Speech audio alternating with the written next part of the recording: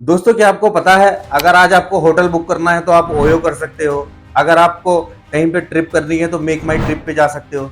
लेकिन क्या आपको पता है कि इन जैसी कंपनियां जो कि आज आज की डेट में जो ब्रांड है, ओयो है, मेक माई ट्रिप है, एयरबीएनबी है, तो इनसे पहले भी एक कंपनी हुआ करती थी जिस कंपनी का नाम था स्टे जिला। और वो भारत में सबसे पहली एक होटल इंडस्ट्री की कंपनी थी जिसे $35 मिलियन की फंडिंग में मिली थी। लेकिन इसके बावजूद वो पूरे भारत में फैलने के बावजूद भी वो कंपनी बंद हो गई। तो पूरी डिटेल जानते हैं दोस्तों इस कंपनी के बारे में कि ये कंपनी जो स्टे जिला जिसका नाम था कंपनी का, वो किस तरीके से बंद हुई, क्या उसके पीछे का रीजन था, कब से कंपनी स्टार्ट हुई, तो पूरी जानकारी लेते हैं। तो आइए वीडियो की शुरुआत करते हैं। तो दोस्तों, सबसे पहले हम बात करते हैं स्टे जिला कंपनी की। इसकी शुरुआत कब हुई थी? इस कंपनी की जो शुरुआत हुई थी वो 2005 में हुई थी। जी हाँ, 2005 में, जब भारत में इंटरनेट का इस्तेमाल अभी बहुत आम नहीं था और लोग ऑनलाइन बुकिंग के बारे में ज़्यादा नहीं जानते थे। उस समय इस कंपनी का नाम स्टे जिला नहीं था, बल्कि इस कंपनी का नाम था इनासरा टेक्नोलॉजी। बाद में 2010 में बदलकर इसकी कंपनी का नाम स्टे जिला रखा गया। जिला यानी कि जिला मतलब ये पूरे भारत के जिले को कैप्चर करना चाहती थी और स्टे की सुविधा देना चाहती थी। इसका जो हेड ऑफिस था वो चेन्नई के तमिलनाडु में था। चेन्नई से शुरू हुआ ये कंपनी धीरे धीरे पूरे देश में, पूरे भारत में फैलने की कोशिश करने लगी। हम बात करते हैं कि इस कंपनी की शुरुआत किसने की थी। स्टे जिला की शुरुआत करने वाले 3 दोस्त थे, योगेंद्र वासुवाल, उनकी पत्नी रूपल और उनके कॉलेज के ही दोस्त थे सचिन सिंघी। योगेंद्र वासुवाल, जिन्हें लोग प्यार से योगी भी कहते थे, इनका जो जन्म था वो चेन्नई में ही हुआ था। योगेंद्र की पढ़ाई में ज्यादा दिलचस्पी भी नहीं हुआ करती थी। वो 2 बार कॉलेज से ड्रॉप भी हो गए थे। पहली बार इंजीनियरिंग की पढ़ाई छोड़ दी और दूसरी बार कुछ और कोर्स करने के लिए गए तो वो भी छोड़ दी।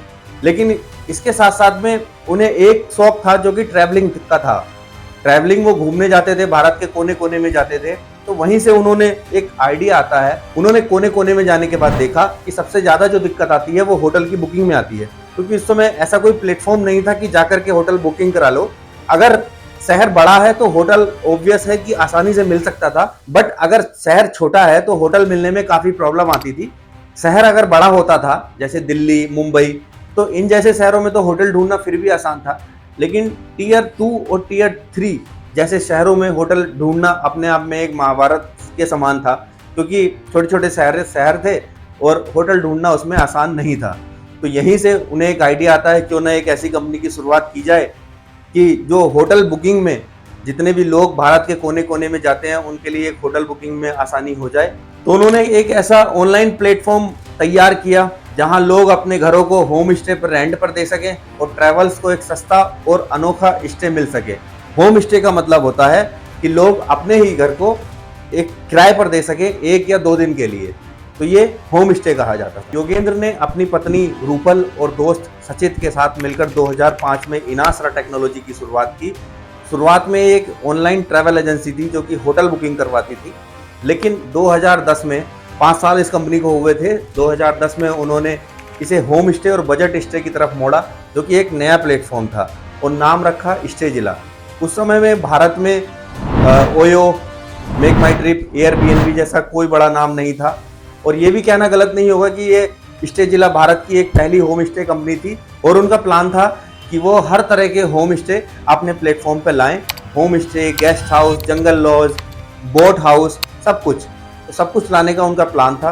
और सवाल आता है कि स्टे जिला में फंडिंग किस किस लोगों ने की थी। स्टे जिला को शुरू में अपने दम पर चलाया गया था, लेकिन 2012 में इसे पहले फंडिंग मिली $5 लाख, जो कि इंडियन एंजल नेटवर्क से आए। इंडियन एंजल नेटवर्क एक ऐसा समूह होता है जो एक नए स्टार्टअप में पैसा लगाता है और उन्हें बढ़ने में मदद करता है। इसके बाद 2013 से 2016 तक 4 राउंड में कुल मिलाकर $34 मिलियन की फंडिंग जुटाई। इसमें बड़े नाम भी शामिल थे, जैसे Matrix Partners, Nexus Venture Partners, Sequoia Capital. 2015 की सीरीज में बी फंडिंग में $20 मिलियन भी आए और 2016 में सीरीज सी में $13 मिलियन। इन पैसों का इस्तेमाल कंपनी को स्केल करने, मार्केटिंग करने और ज़्यादा से ज़्यादा शहरों में पहुंचने के लिए किया गया। 2014 तक स्टे जिला के पास 15,000 होम स्टे लिस्टेड थे और 11,000 शहरों में ये कंपनी फैल चुकी थी। 2016 में इस कंपनी ने कई स्टेट टूरिज्म डिपार्टमेंट के साथ पार्टनरशिप भी की। अब एक बड़ा सवाल आता है कि कंपनी इतनी बड़ी थी, इतनी फंडिंग मिल रही थी, तो क्या इस कंपनी ने कभी प्रॉफिट कमाया? तो दोस्तों, ये जानकर आपको हैरानी होगी कि स्टेज जिला ने अपने 12 साल के सफर में कभी भी प्रॉफिट नहीं कमाया। जी हाँ, कंपनी 33.5 मिलियन डॉलर की फंडिंग जुटा चुकी थी, जो हर साल नुकसान में चल रही थी। एक रिपोर्ट के मुताबिक 2016 तक इसका जो कैश बर्न रेट यानी कि हर महीने का जो खर्चा होता है वो 4 करोड़ रुपए से ज्यादा था, जबकि उसकी कमाई इसकी चौथाई भी नहीं थी। इसका मतलब ये था कि जो पैसा इन्वेस्टर से आ रहा था वो बस खर्च हो रहा था, मार्केटिंग में, डिस्काउंट में, ऑपरेशनल कॉस्ट में। स्टेज जिला की वेबसाइट पर हर बुकिंग से 10 से 15% का कमीशन मिलता था, लेकिन ये इतना नहीं था कि कंपनी का खर्च चल सके। यानी कि एक बुकिंग अगर होगी तो कंपनी को 10 से 15% तक का ही कमीशन मिलता था। तो ये इतना भी नहीं था कि पूरी कंपनी इस कमीशन से रन हो जाए। दोस्तों, हम बात करते हैं कि कंपनी इतनी अच्छी चल रही थी, कंपनी को अच्छी इतनी फंडिंग मिल रही थी, फिर भी ये कंपनी आज की डेट में क्यों एग्जिस्ट नहीं करती है, ये कंपनी आज की डेट में क्यों फेल हो गई। तो 2017 में योगेंद्र वासुवाल ने एक ब्लॉग लिखा और ऐलान किया कि स्टेज जिला अपने मौजूदा फर्म को बंद कर रही है। इसके पीछे कई कारण थे।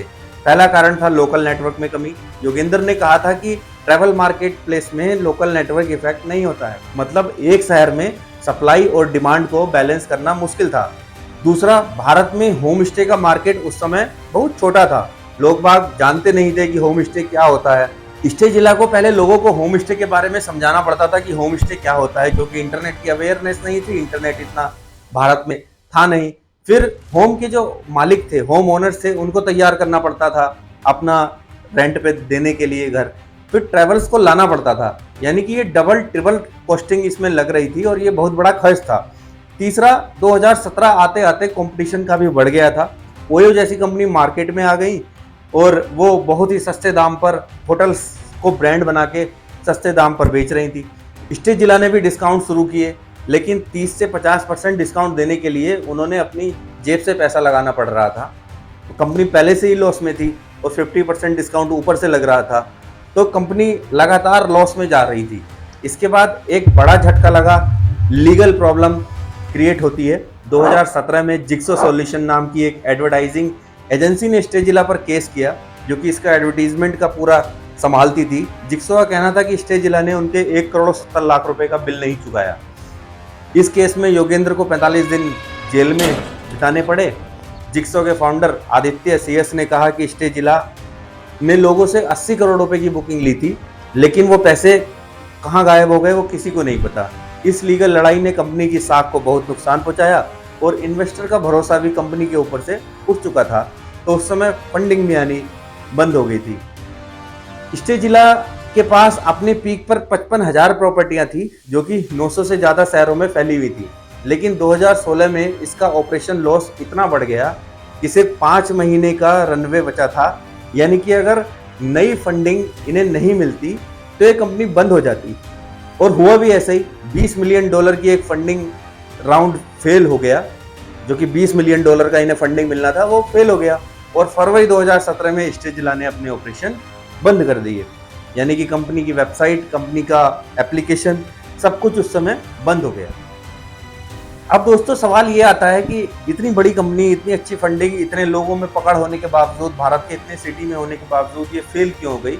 तो ऐसा क्या ये कंपनी करती कि ये कंपनी चलने लगती, आज ये कंपनी एग्जिस्ट करती। तो दोस्तों, अगर स्टेज जिला कुछ चीज़ों पर फोकस करती तो शायद आज भी कंपनी चल रही होती।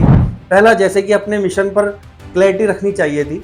शुरू में इसको फोकस होम स्टे पर था, लेकिन ये बाद में होटल्स और हर तरह के स्टे की तरफ बढ़ गई, जिससे वो अपने कोर से भटक गई, यानी कि जो मेन मकसद था उससे भटक गई। और दूसरा, फाइनेंशियल मैनेजमेंट बेहतर करना चाहिए था। डिस्काउंट देना ठीक है, लेकिन डिस्काउंट अपनी जेब से लगातार लगाते रहना ये एक रिस्क फैक्टर है, और इसका रिकवर कंटिन्यूअसली अगर ये रिकवर नहीं हो पा रहा है तो ये कंपनी की बहुत बड़ी प्रॉब्लम थी। तीसरा, लोकल पार्टनरशिप बढ़ाई जानी चाहिए थी। अगर हर शहर में लोकल टूरिज्म बोर्ड या छोटे बिजनेसेस के साथ में टाई अप होता तो सप्लाई और डिमांड का बैलेंस आसान हो जाता। चौथा, कस्टमर सर्विस पर इनका बिल्कुल भी ध्यान नहीं था।